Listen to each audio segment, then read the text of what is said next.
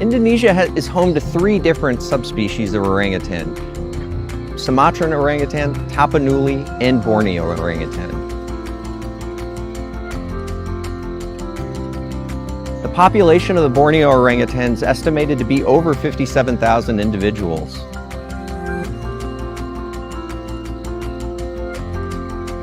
While the population of the Sumatran orangutan is estimated to be over 14,000 individuals.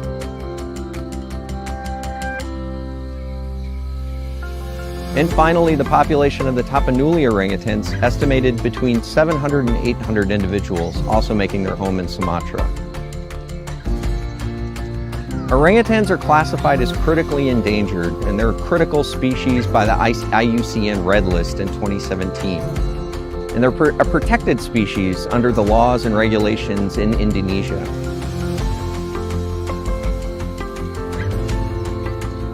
As you can see here, this is a distribution map of the orangutan species across all of Indonesia, and a distribution map of various monitoring sites located around Sumatra and Borneo.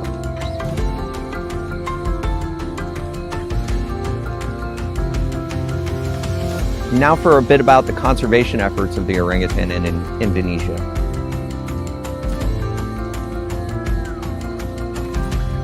For population and habitat management, there's a number of births in orangutan habitats that have occurred in recent years.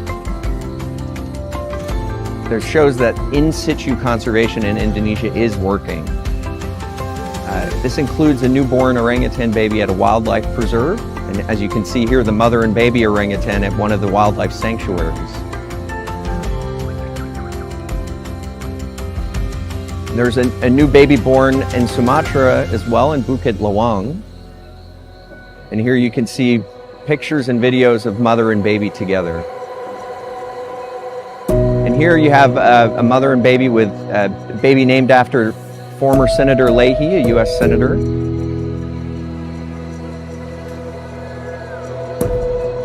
As well as a mother and baby orangutan with a baby named Joe after President Joe Biden.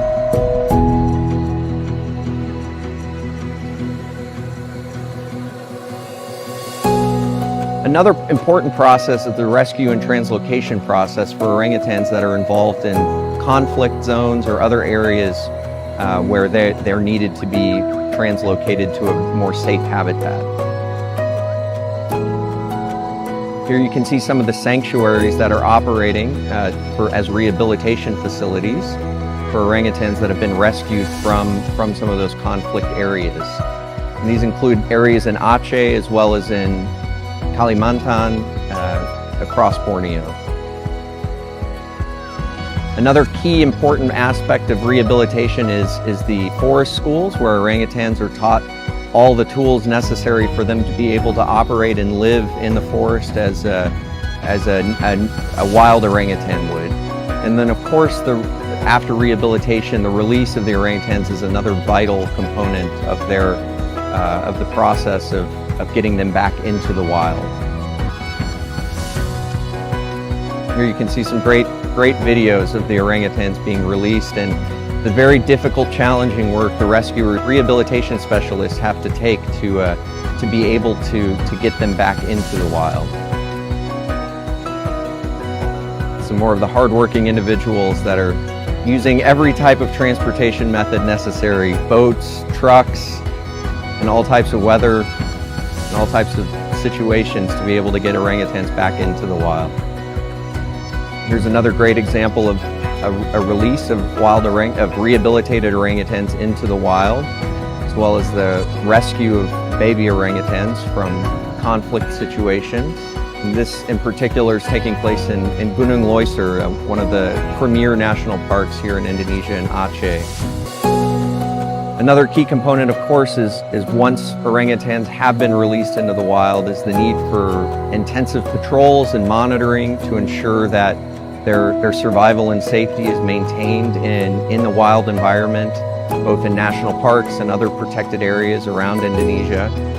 There's a significant monitoring and as well as community engagement being a key piece of this. So a number of awareness programs have been developed to work with local communities that live and work around